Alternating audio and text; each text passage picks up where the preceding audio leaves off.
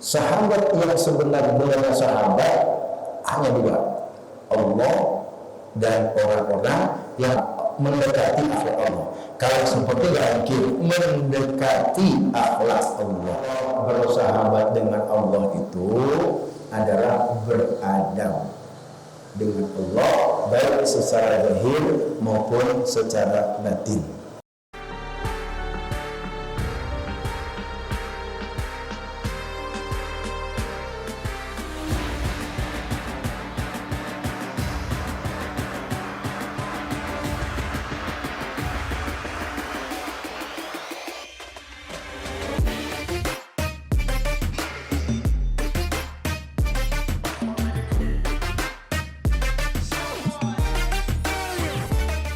Nazam ke-53.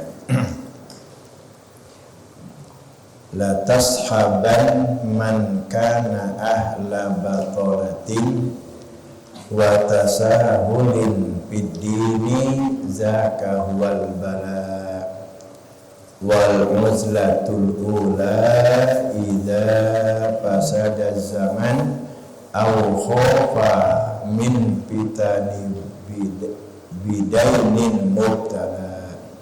Wa minha wasiat ke-8 dari 9 wasiat, as-suhbatu adalah pertemanan atau perkawanan. Wal uzlatu dan uzlah.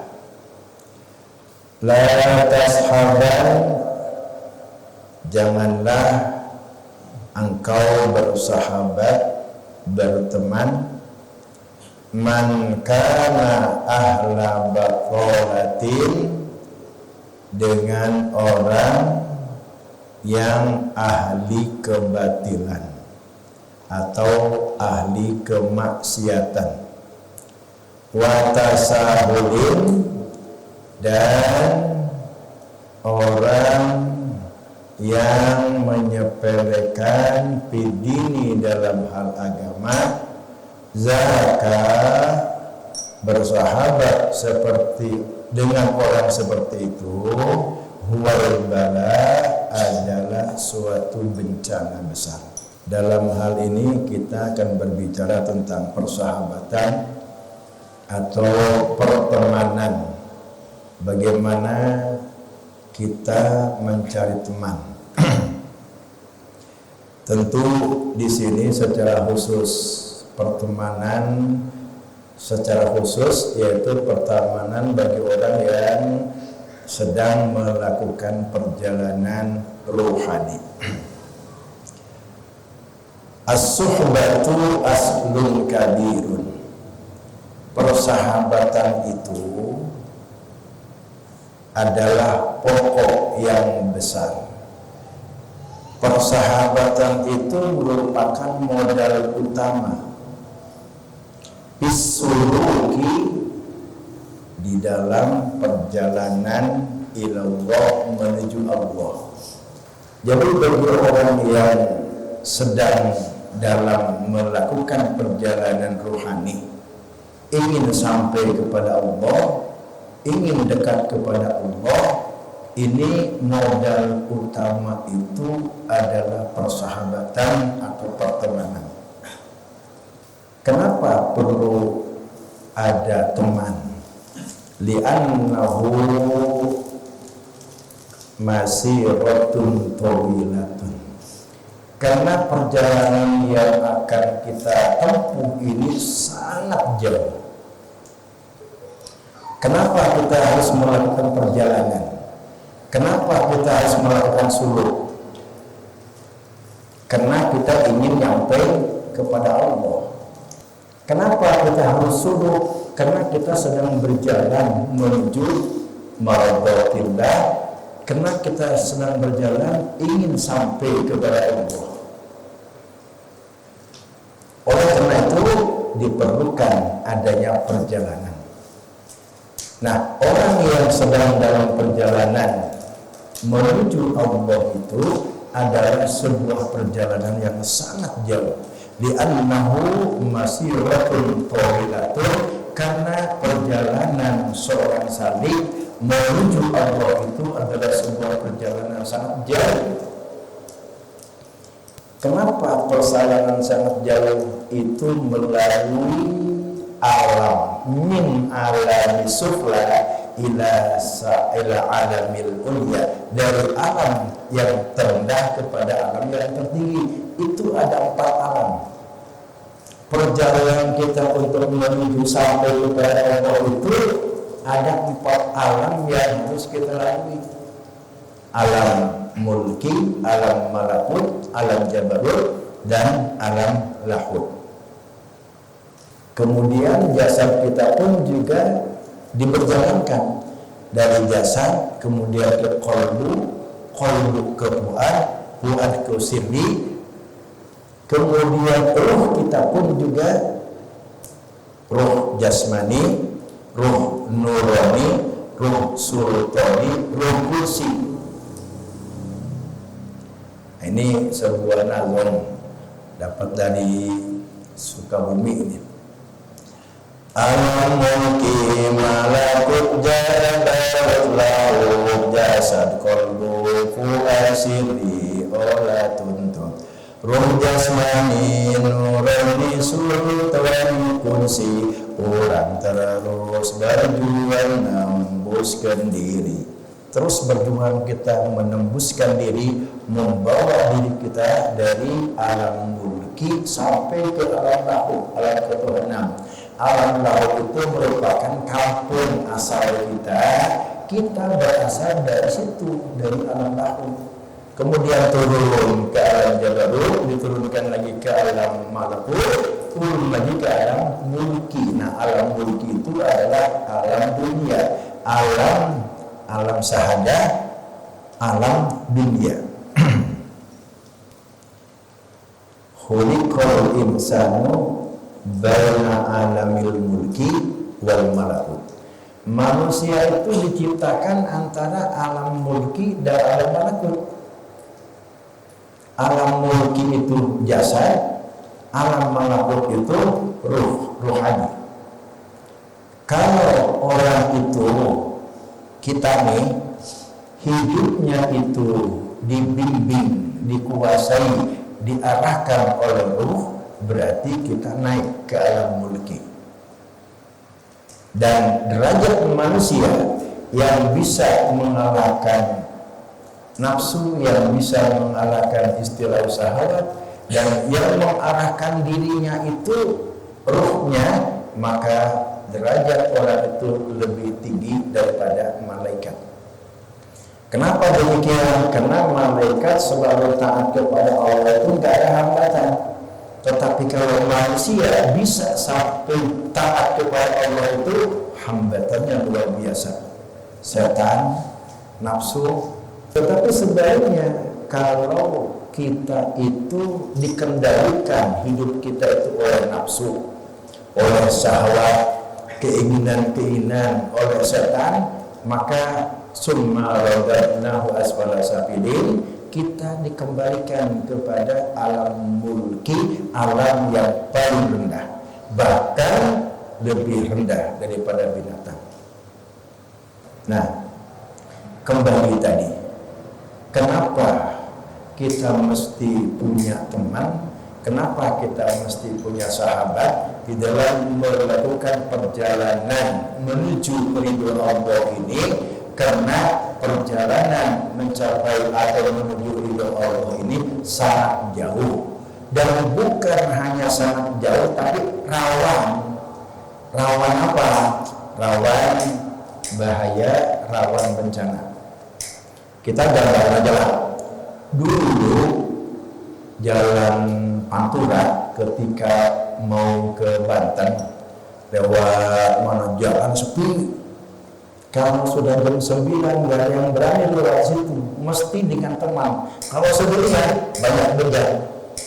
Nah, ini pun juga dalam perjalanan menuju Allah itu banyak begal, banyak rintangan, banyak godaan, dan banyak jebakan-jebakan.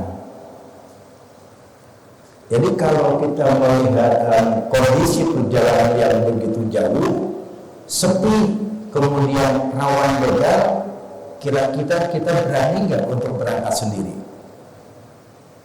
Kalau kita nekat berangkat sendiri, bunuh diri namanya itu. Begitu juga dalam perjalanan kita ini menuju Allah. Kenapa harus ada teman, harus ada persahabatan? Karena itulah perjalanan kita menuju Allah itu rawan gangguan-gangguan. Gangguan apa? Gangguan atau perjalanan yang penuh dengan rintangan-rintangan, dengan godaan-godaan, perjalanan yang penuh dengan jebakan-jebakan. Rintangan datang dari diri kita. Rintangan yang datang dari diri kita apa? Nafsu, sifat-sifat tercela, marah, ujub, ria, kemudian takabur. Itu adalah sebagai sebuah rintangan perjalanan kita. Kalau kita sedang jalan kepada Allah, di hati kita ada ujub, di hati kita ada takabur, di hati kita itu tidak tawadhu, itu terhalang. Kita nggak bisa jalan, terhambat perjalanan kita. Kadang di jalan tangan itu datang dari keluarga, kita lagi zikir, berupaya untuk menghilangkan godok. Tiba-tiba pagi-pagi istri ngomel, marah-marah. Karena kita merasa suami lebih tinggi derajatnya dalam keluarga itu daripada istri, begitu istri ngomel, kita lebih ngomel lagi. Nah ini kita udah kejebak itu. Apapun keadaannya, bagi orang yang sedang suluk itu, yang namanya bodoh, walaupun sangat benar menurut kita, jangan sampai terjadi, hilangkan itu semua. Karena itu merupakan rintangan yang akan merintangi, menghalangi perjalanan kita.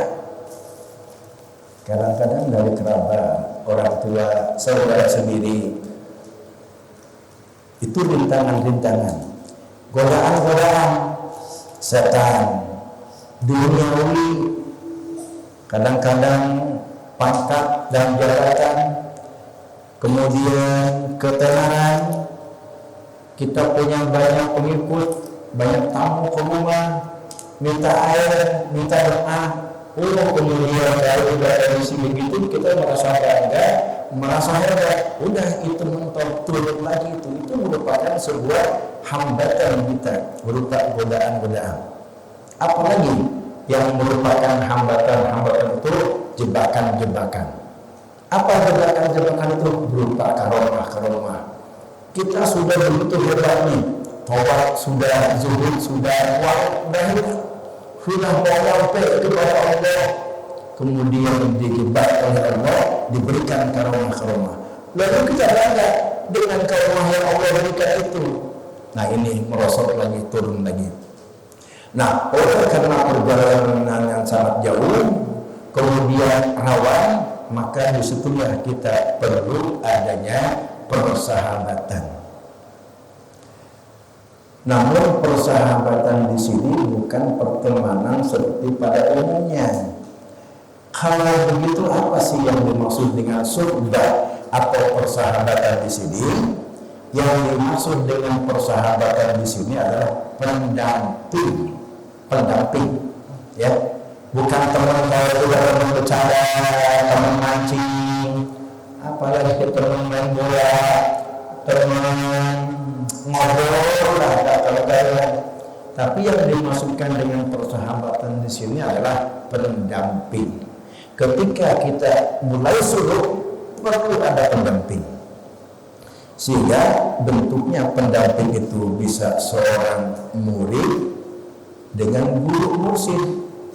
Ini persahabatan seorang murid dengan guru mursyid itu bukan permainan kayak kita begini bercanda, saling bercanda, tapi maksudnya pendamping. Bisa juga murid dengan sesama murid yang lebih senior. Siapa misalkan di sini murid atau salik yang sudah lebih senior, punya banyak pengalaman dalam hal batiniah, nah itu boleh kita jadikan sebagai teman, sebagai pendamping, sebagai pembimbing kita. Itulah yang dimaksudkan dengan persahabatan di sini.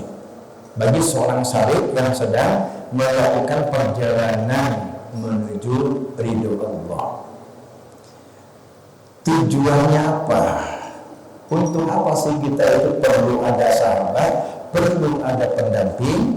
Tujuannya adalah untuk bisa memberikan petunjuk kepada kita, untuk bisa memberikan arahan-arahan, untuk bisa memberikan bimbingan-bimbingan. Itu kalau pertemanan atau persahabatan antara seorang murid dengan guru mursyid. Kita harapkan petunjuk, arahan-arahan, bimbingan-bimbingan. Kemudian kalau murid dengan murid, boleh juga antara kita nih, murid dengan murid yang sebaya.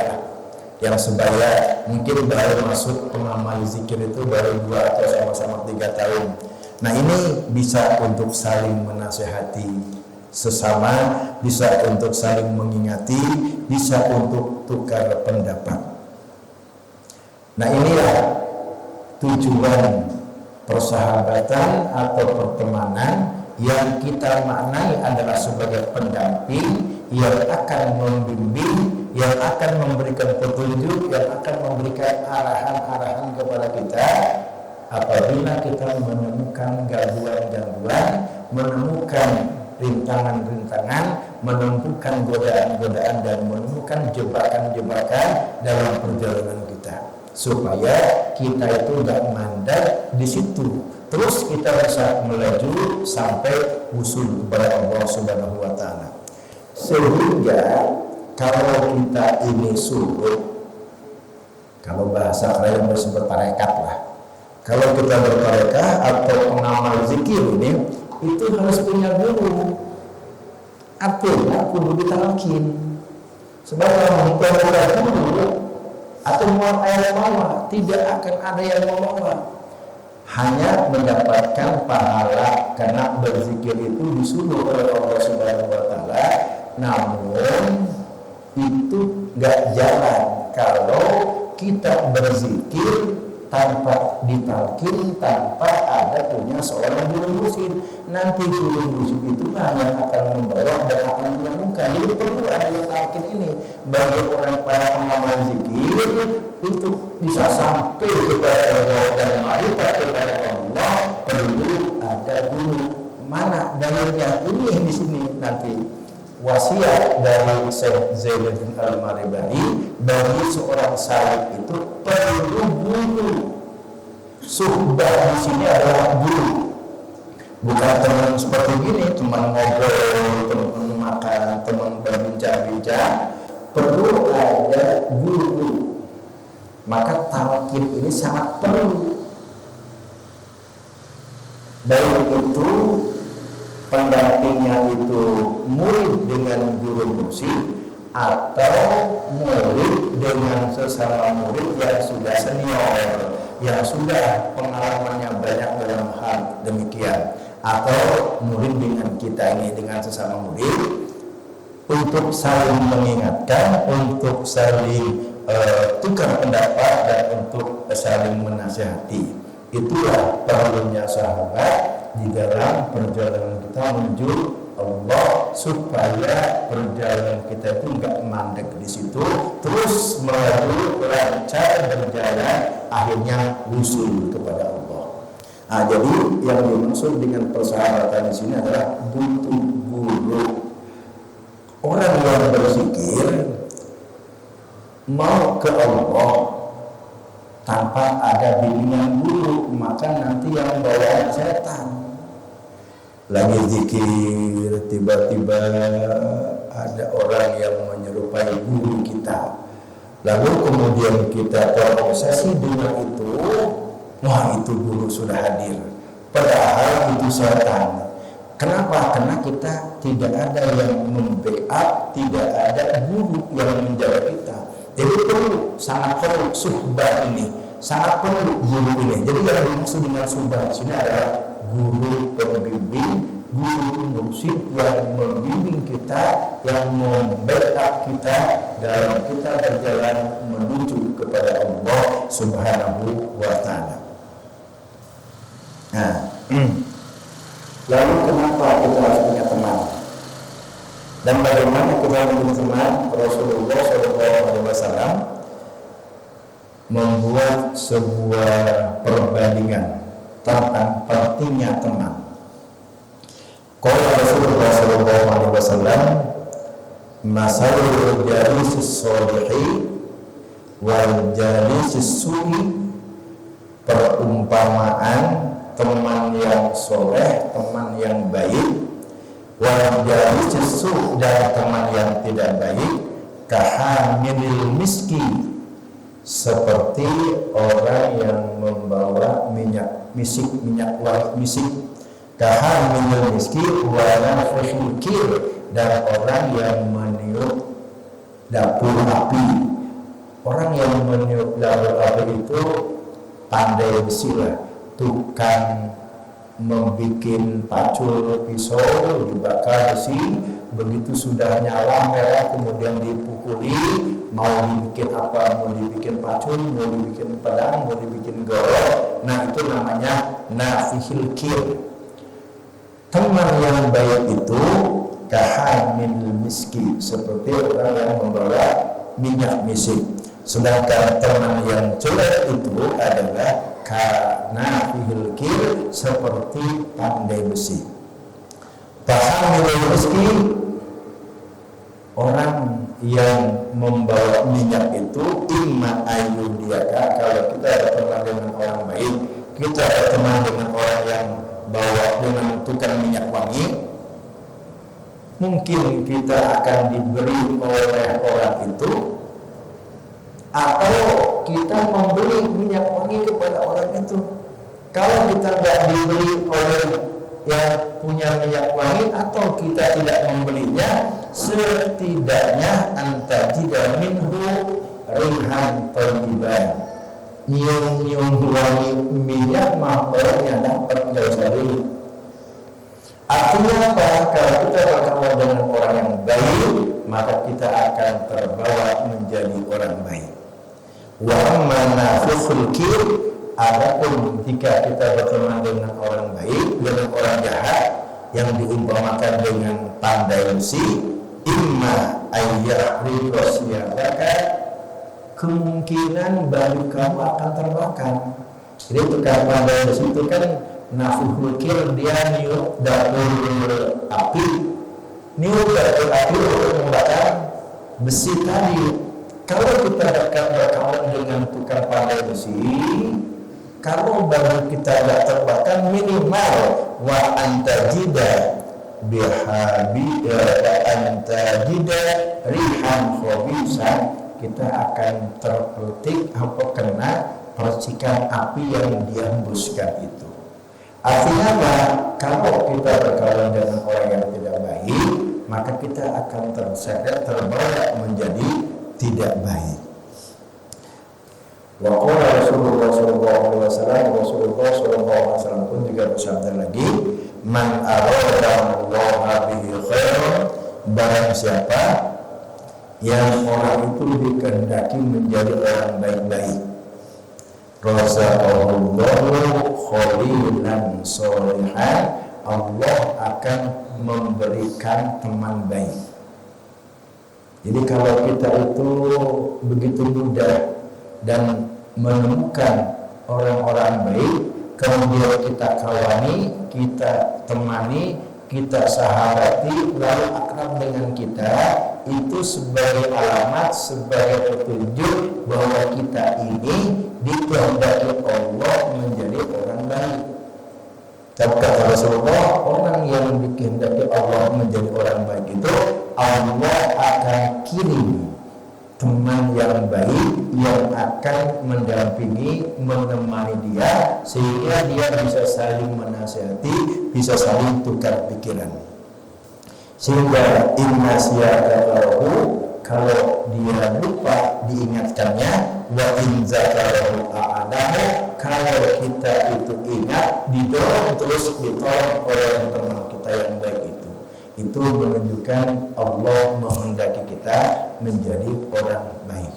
Nah, kalau kita itu segan berkawan dengan ustaz, berkawan dengan ulama, berkawan dengan habaib. Enggak tertarik kita itu. Tapi kalau kita berkawan dengan yang lain, berbisnis atau berkawan dengan orang yang kaya, kita senang. Kita berharap untuk mendapatkan bagian dari apa yang dia punya. Kalau kita berkawan kemudian dengan para pejabat dengan harapan mendapatkan, setidaknya mendapatkan jabatan yang tinggi dari orang itu, nah ini adalah satu pertemanan yang tidak baik, ya, tidak baik. Artinya karena belum tentu orang itu dia akan mengingatkan kita apabila kita lupa kepada Allah. Kalau belum kita ingat kepada Allah, belum tentu dia akan mendorong kepada kita.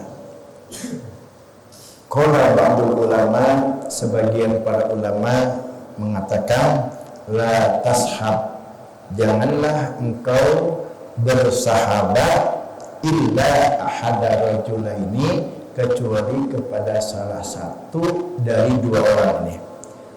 Orang yang boleh kita jadikan sahabat, yang boleh kita jadikan teman itu dua.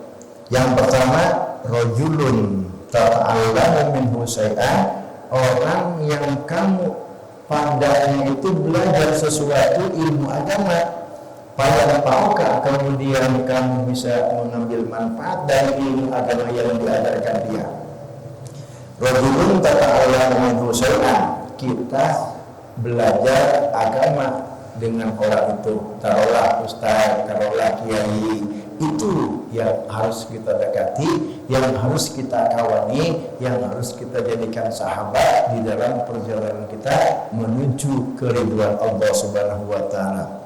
Yang kedua, rajulun ta'lamu bika syai'an fi amri dinihi fayaqbalu minhu, seseorang yang belajar dengan kamu suatu ilmu pengetahuan, ilmu tentang agama, baru kemudian dia menerimanya dan dia memahaminya, itulah orang yang patut kita jadikan sebagai kawan di dalam kita melakukan perjalanan menuju Allah. Wa dzalika fahrum minhu, sedangkan orang yang ketiga yaitu orang yang tidak belajar dengan kita, orang yang kita tidak belajar dengannya, ustaz lain, kiai lain, kemudian juga bukan santri yang belajar ilmu agama, selain santri, selain kiai, ustaz, fahrum minhu, jangan dijadikan kawan di dalam rangka kita melakukan perjalanan menuju Allah Subhanahu wa taala. Ini pentingnya persahabatan. Abdullah bin Abbas, ini sepupu Rasulullah sallallahu alaihi wasallam, saat Rasulullah sallallahu alaihi wasallam bertanya kepada Rasulullah, "Ya Rasulullah, wahai Rasulullah, ayyu julasa'ina khair?" Siapakah teman-teman kami itu yang baik? Qala, Rasulullah menjawab, teman-teman kamu yang baik itu dan layak kamu jadikan sebagai teman atau sahabat, man zakkarakum billah ru'yatuhu, orang yang apabila kita memandang dia, memandang mukanya, zakkarakum billah, kita ingat kepada Allah. Zakarakum billah, mengingatkan dia, kita kepada Allah. Jadi apabila kita melihat orang, melihat wajahnya, penampilannya, begitu kita lihat dia ini membawa kita ingat kepada Allah. Maksudnya membawa kita ingat kepada Allah itu kita ingin bertanya tentang hukum agama.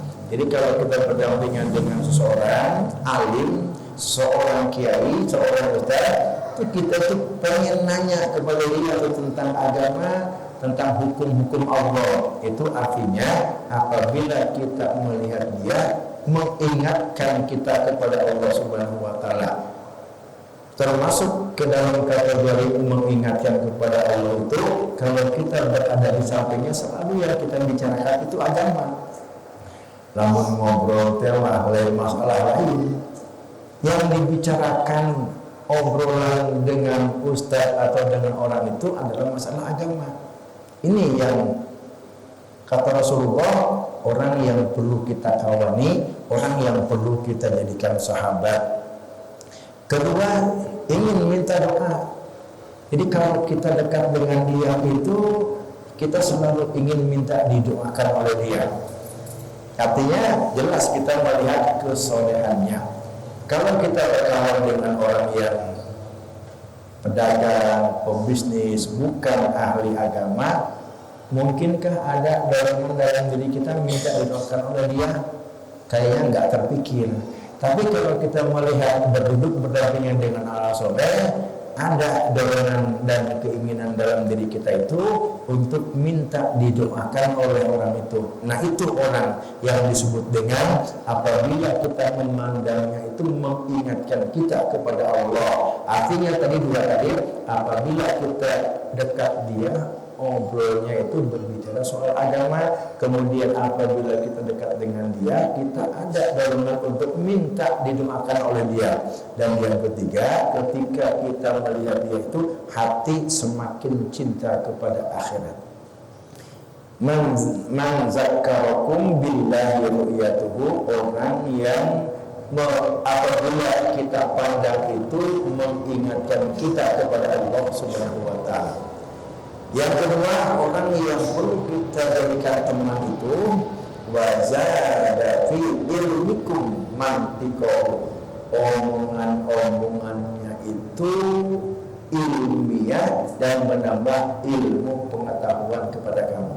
Jadi jangan kalau berbicara itu ngomongnya ngawur ya, tidak ilmiah, tidak berbobot, sehingga tidak ada tambahan pengetahuan kepada kita, terutama tentang agama.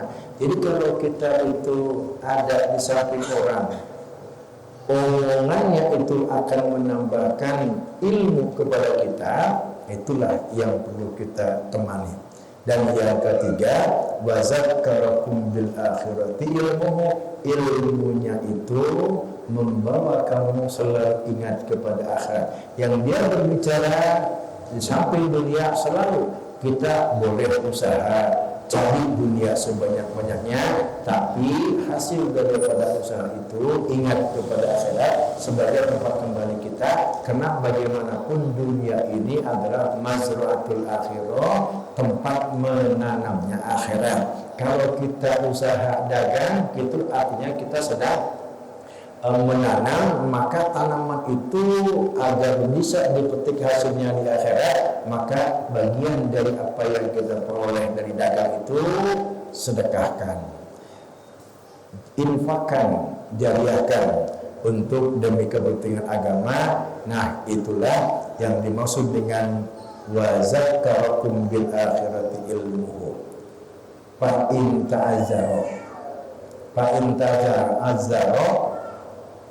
bisuhbati man hadhil arab. Ini di zaman sekarang ini mencari orang kayak begitu tuh susah.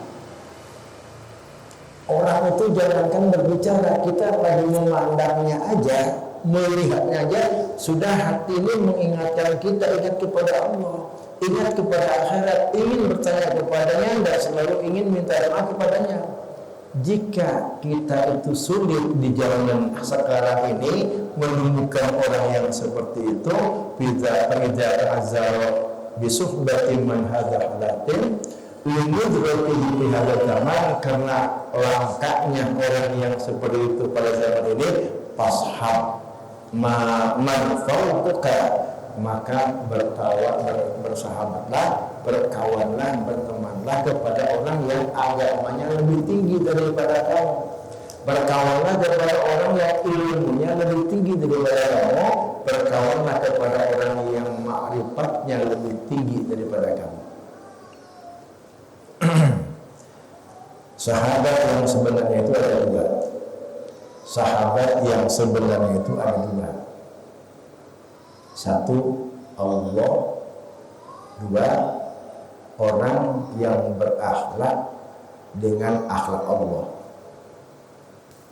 Kita sering atau kita punya teman Orang itu mau berkawan dengan kita karena dia tidak tahu akan aib, kelemahan, kejelekan kita.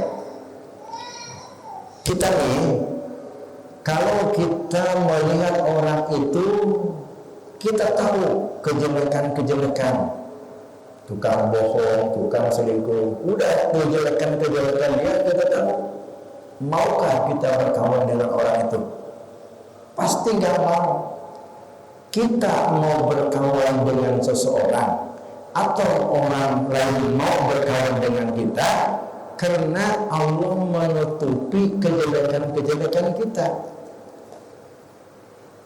Mungkin saja istri kita mau kita nikahi itu karena dia nggak tahu kejelekan kita yang sebenarnya itu. Allah tutupi. Mungkin ketika kita melamar atau kita itu ingin meminangnya, ketika orang itu tahu akan kejelekan kita, mana mungkin dia mau dilamar oleh kita. Itu umumnya. Tetapi Allah itu maha tahu kan kejelekan kita. Allah itu maha tahu akan kelemahan dan keburukan kita. Tapi Allah mau bersahabat dengan kita. Tetap kita masih dikasihani, kita masih dikasih oleh Allah Subhanahu wa Ta'ala. Nah, itulah yang disebut dengan sahabat sejati itu. Sahabat yang sebenarnya sahabat hanya dua, Allah dan orang-orang yang berakhlak seperti Allah. Apa itu yang berakhlak dengan Allah? Ya, para aulia Allah. Itulah sahabat yang sejati itu.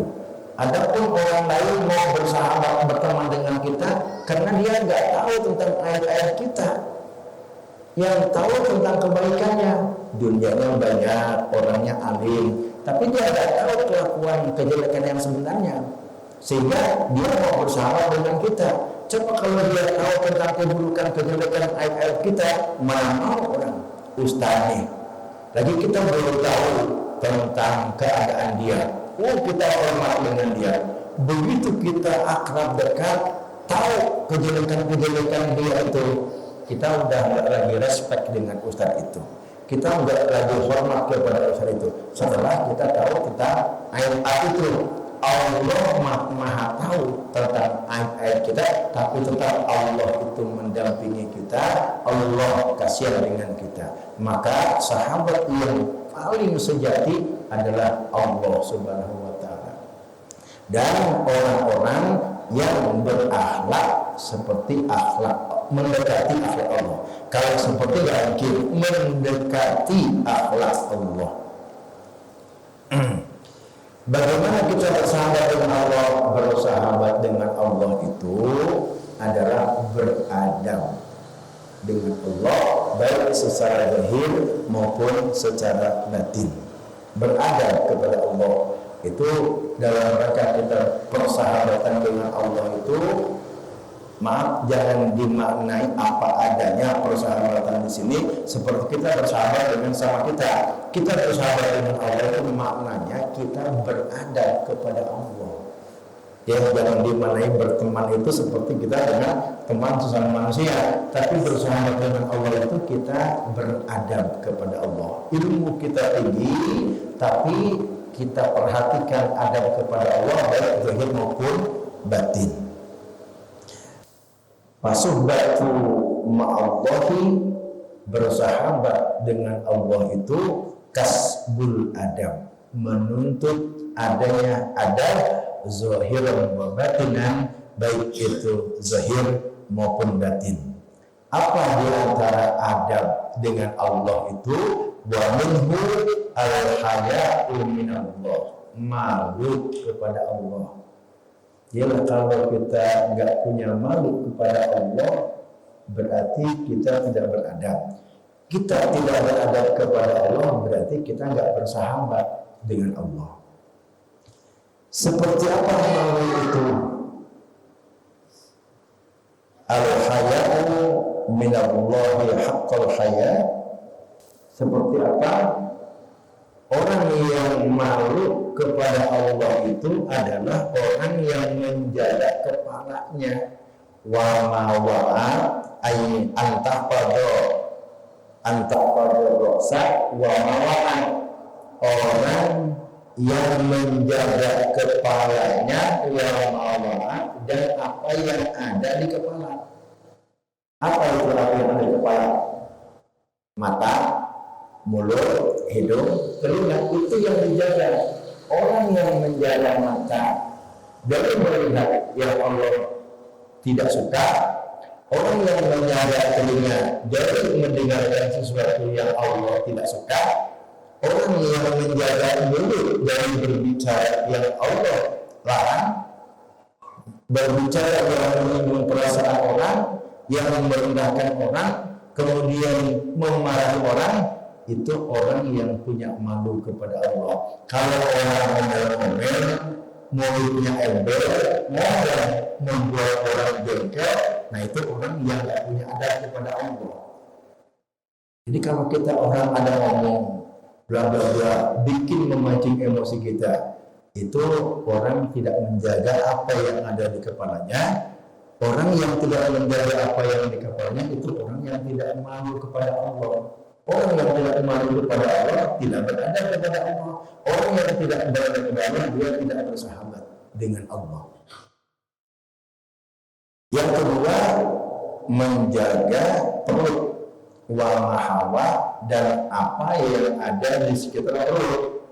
Kalau tadi menjaga kepala, dan apa yang ada di kepala, mata, telinga, hidung, mulut, itu dijaga. Kalau itu dijaga, mata dari memandang sesuatu yang diharamkan Allah, telinga dijaga dari mendengar sesuatu yang dilarang oleh Allah. Asik kita mendengar orang yang sedang gibah. Ini sering terjebak dalam kehidupan sehari-hari. Telinga kita itu dipaksakan untuk mendengarkan orang yang sedang gibah. Sedangkan gibah itu kan kita tahu. Tapi ini sering terjadi, kita dengarkan itu, bahkan kita asik mendengarkan itu. Kemudian yang kedua, menjaga perut wa mahawa, dan apa yang ada di sekitar perut. Apa itu? Tangan. Apalagi kemaluan. Apalagi kaki. Orang yang menjaga tangan, tidak ngambil orang seambil-ambilnya, mengambil yang bukan haknya, dia tidak mengambil yang bukan haknya, itu berarti dia punya malu kepada Allah. Yang menjaga kemaluannya, yang menjaga auratnya, aurat tidak diperlihatkan orang lain, bahkan dia bangga kalau dia punya badan yang begitu mulus, kemudian dia buka, kemudian ditampilkan, diperlihatkan kepada orang banyak dengan penuh kebanggaan. Ini orang yang punya adab kepada Allah Subhanahu wa taala. Ini orang yang tidak bersahabat dengan Allah Subhanahu wa taala. Dan yang ketiga, adab kepada malu kepada Allah itu orang yang selalu ingat kepada kubur. Orang yang selalu ingat kepada kematian dan hancurnya badan nanti di alam kuburan. Ingat kepada kubur dan kehancurannya. Qala ishab may yunhiduka haluhu walladhi yunhiduka haluhu min man idza ra'aitahu dzakarallaha wallahu a'lam bissawab.